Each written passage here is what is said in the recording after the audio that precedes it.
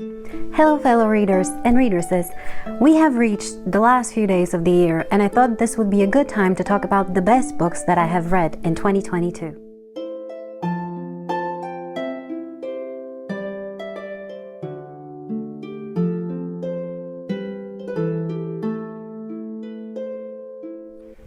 Now, if you're wondering why my tree doesn't have anything on it, it's because the cats were getting really good at destroying my ornaments, so I took them off the tree and put them back in the box, and that's how it's gonna be. During this year, I have read many amazing books. I have gotten over my fear of reading very anticipated books. If you want to hear more about it, I will link a video over here where I talk specifically about this thing, and I read so many fantastic books. I'm so happy with my reading. The majority of the books that I read during this year were 4 stars, but a big chunk were also 5 stars, and I'm really happy about it. And today we're going to talk about the 12 best books that I read in 2022. And why I picked 12, it's because the year has 12 months and I thought this would be a good number to talk about. Now there's a bit of a caveat to that. We're only going to be talking about books that I read for the first time this year, and at the end of this video I'm going to do a little bit of an honorable mentions where I'm going to be talking about great rereads of this year. And we're going to pick the books in order in which I read them. Let's go.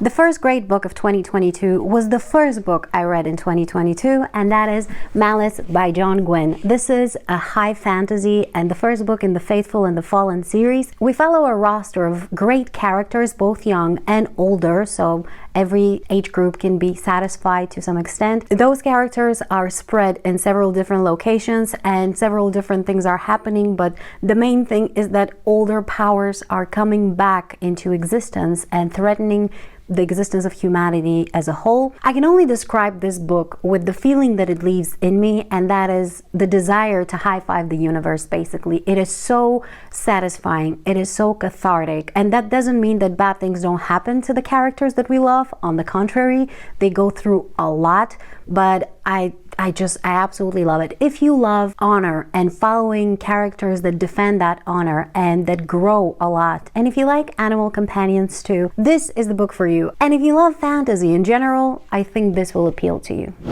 The next book we're going to talk about is the second book in the series, and that is Before They Are Hanged by Joe Abercrombie. This is the second book in the First Law trilogy, and honestly, when I was doing the list initially, I was thinking of putting the entire trilogy on it because every single book here is exquisite. The character work of Joe Abercrombie and the setting and the intricacies of the plot, all of this deserves great attention, but I decided to stop on only one book per series, and I picked this one because it was my favorite. We again follow a wide cast of characters, some of which are evil, some of which are angry, some of which are with questionable morals. None of them are particularly good, yet somehow all of them are extremely lovable, I would say. I don't have a single character in this series that I feel indifferent towards, and all of the characters that I love have so many flaws. This is the ultimate ontology of anti-heroes out there. There is magic here, but it's kind of kept to a minimum. It's more so study in character work.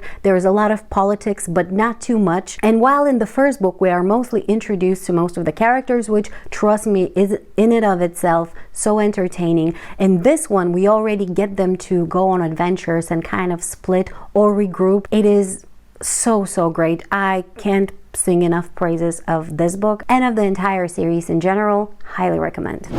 And then the next book that we're going to talk about is The Hobbit by J.R.R. Tolkien. I don't think this book needs any introduction to you, and honestly I am so surprised it took me so long to actually read it. I have read The Lord of the Rings prior, but I have never read The Hobbit until 2022, and I was so happy to do it. It's so cozy, it is so nicely flowing. It is the ultimate quest with the old-time way that fantasy has been written before, and with the typical songs that Tolkien likes to put here and there in his books. It paints the world of the Middle Earth in so much color, and it sets up The Lord of the Rings so nicely, although I do understand that it was written for a different audience. Regardless, I had a great time reading it. Next on the list we have another somewhat classic fantasy, I would say, from the past 30 years, and that is Assassin's Apprentice by Robin Hobb. This is another high fantasy and is the first book in the Farseer trilogy, and the first book that sets up the realm of the Elderling, which I believe is the bigger series that encompasses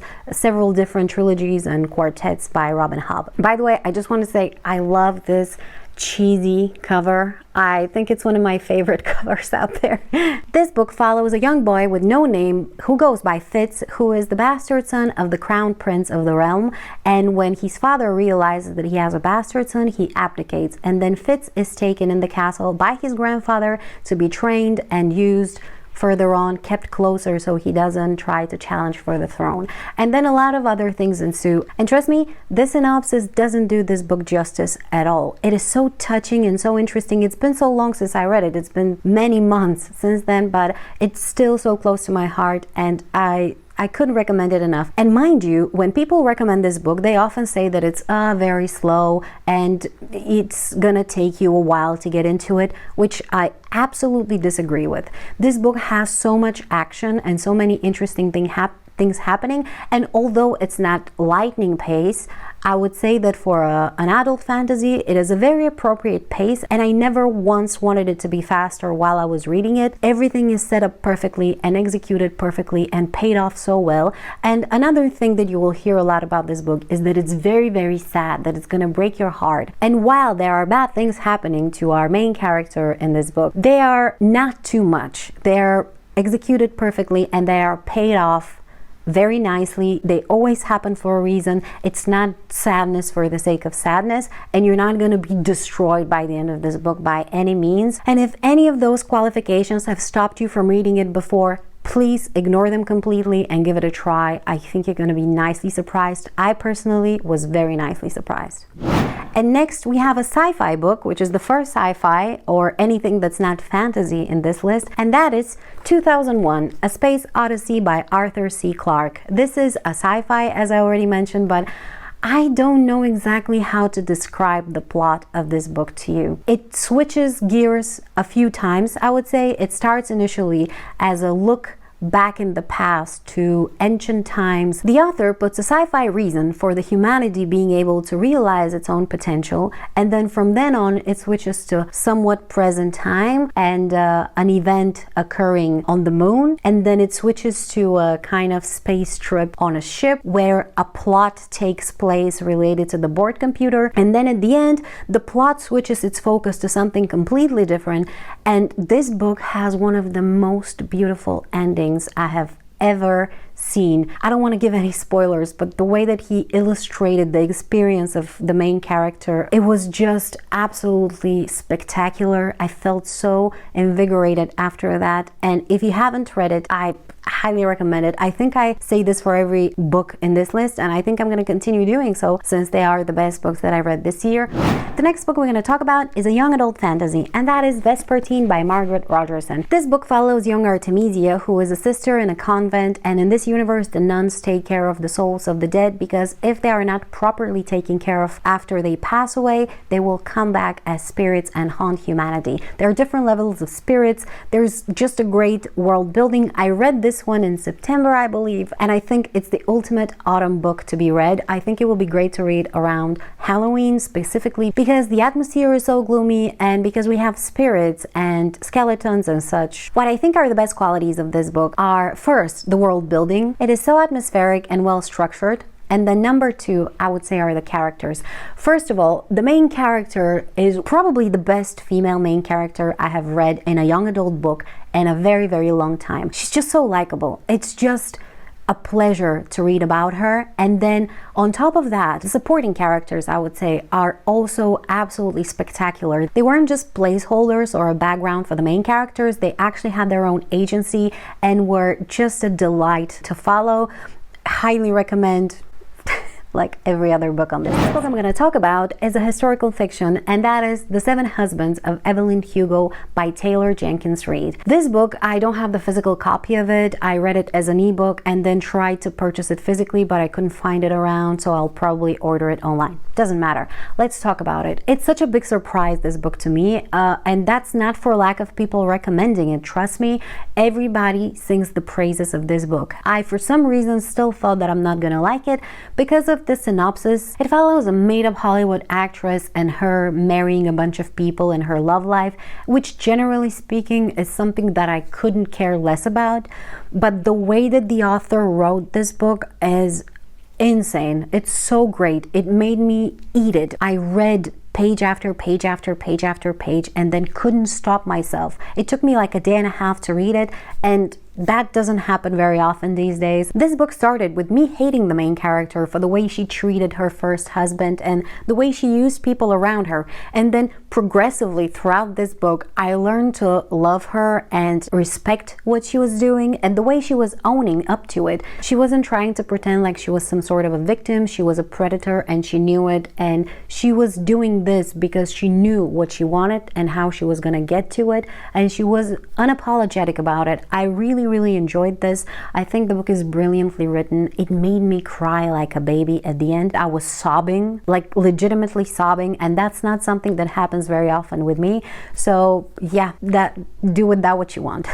And then the next one is the last book in a trilogy, and that is Heir of Novron by Michael J. Sullivan. This is the third book in the Rhaeria Revelations, the first one being Theft of Swords. This series follows Royce and Hadrian, who are respectively a thief and a mercenary, and the series starts with them being hired to steal a sword and then getting themselves in a ton of trouble. Now, this being the last book in the trilogy, I can't talk about it too much. I'm just gonna say that what this series has to offer is just the classic fantasy quest feeling in most of the books in it, and has amazing funny characters to follow. One great thing that the author does, he does a lot of great things, but one of them being that he is able to pull out the forgotten secondary, tertiary characters and bring them into focus in later books throughout the series, making unexpected connections between different characters and between different plot lines. I think this one is one of the more satisfying endings of series I have read out there. I think it wrapped all of the plots perfectly. It didn't leave pretty much anything behind. It gave me what I wanted, what I went for there. And then the last scene of the book was a scene that I kind of expected to see at some point, but it still was so satisfying to see. There were so many twists in this story, some of which I kind of guessed and some of which I didn't expect at all, and it's just a lot of fun. It's deep and multi-layered, but more than anything, it's fun to read, so I highly recommend. I should stop saying that.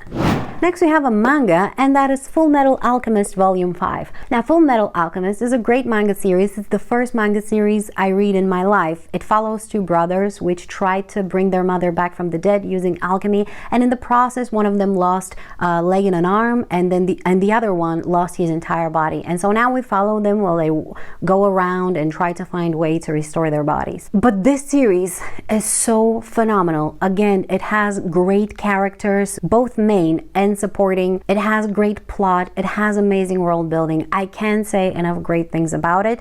And although I have not read any other manga series, I would say that this is a great place to start. Now, I picked Volume 5 because it's the most recent one that I read, and as I already mentioned, I tried to stick to one book per series, but generally speaking, I think each and every single volume of this series could have done it. Next, we have a classic, and that is Emma by Jane Austen. Now, I don't know if you can see well, but this book is in Bulgarian. I have the Bulgarian edition here because I didn't want to go around and look for the English one. It's buried somewhere in my shelves, and I have so many classics, it's difficult to find it.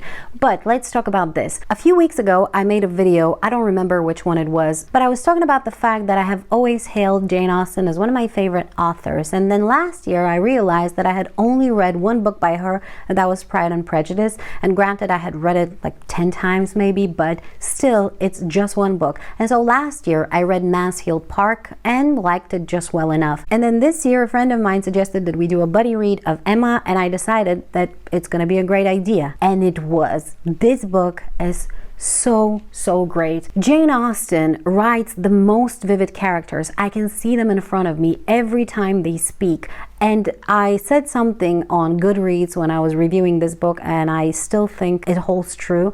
And that is the fact that she could write a 700-page book about the contents of her sock drawers, and I would read it eagerly. She can write about the most boring things that people could ever do, like sit around or walk in the park, and nothing could happen and it would still be entertaining. She writes the best familiar relationships out there, I think. And so if you haven't read Emma by Jane Austen, go for it. You will find a main character that is so flawed, that makes so many mistakes, and you will love following her around making those mistakes.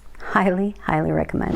Next, we have a book that's not going to be a big surprise to a lot of people, and that is The Name of the Wind by Patrick Rothfuss. This is the first book in the Kingkiller Chronicles, and it's a high fantasy. It follows Kvothe, who back in the day was the most notorious wizard, so to speak, in this world, but nowadays he is an innkeeper, and he tells his story to a chronicler who has come to find out about the story. We kind of go in two different timelines, one back in the day, in the past, where he's telling his story, and then the other one is the present day, where he's in the inn being the innkeeper and us trying to figure out how he got there, and there are still bad things happening and we're wanting to find out why they are still happening. This book is a piece of art. A lot of people say that this book has great, beautiful writing, and I absolutely agree, but I don't want you to imagine that it's some sort of purple prose and hard to follow or something like that. It is very beautifully written, but it flows so easily through the mind. You don't have to stop trying to figure out what he was trying to say. No,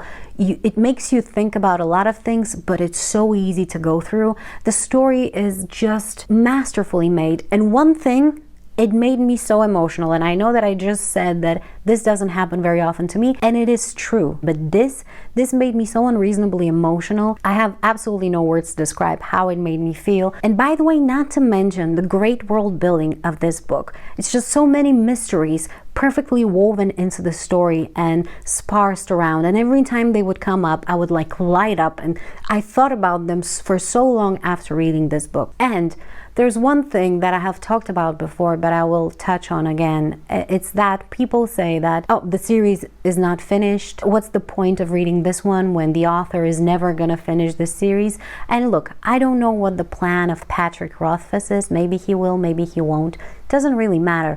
I still think that it's worth reading this book just for the sake of this book. It is still a great read, and it will still leave you with a lot to think about and with a lot of emotions. Do with that what you will, but I am not sorry I read this, and I would have been sorry had I not read it. And then last on the main list of the 12 best books of 2022 is a big surprise to me as well, and that is A Crown of Midnight by Sarah J. Maas, or Crown of Midnight by Sarah J. Maas. This is a young adult fantasy and the second book in the Throne of Glass series. Now, I have always been a hater.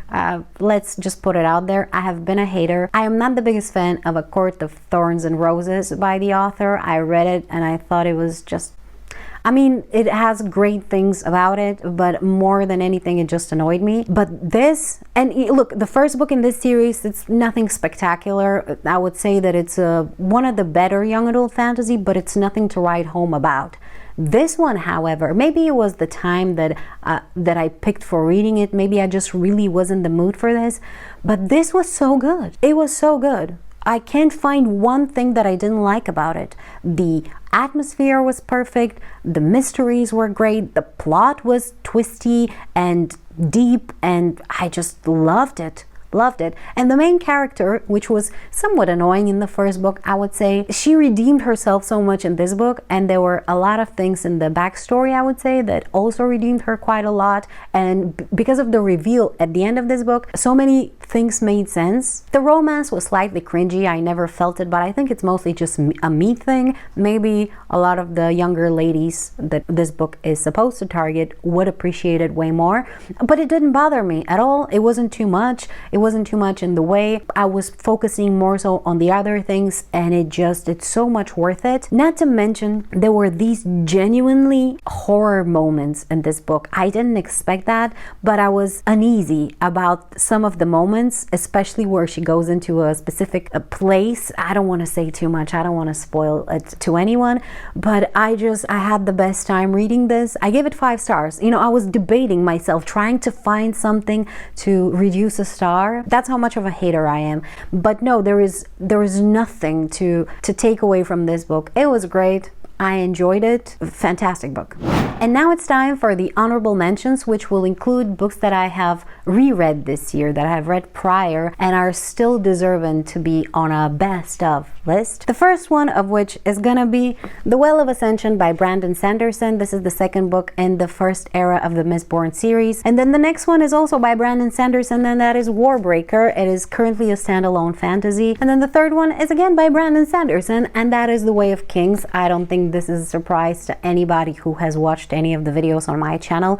I talk about this book any opportunity I get. And then we have two classics by the same author, which is Jack London, and the books are Call of the Wild and White Fang. This is a bind-up that features both. And then next we have another classic, and that is Heidi by Johanna Spiri. Another book that everybody's heard of is Harry Potter and the Chamber of Secrets by J.K. Rowling. And then last but definitely not least, A Game of Thrones by George R.R. Martin. I just reread it 2 days ago. I think I finished it. It's just perfect. It's perfect.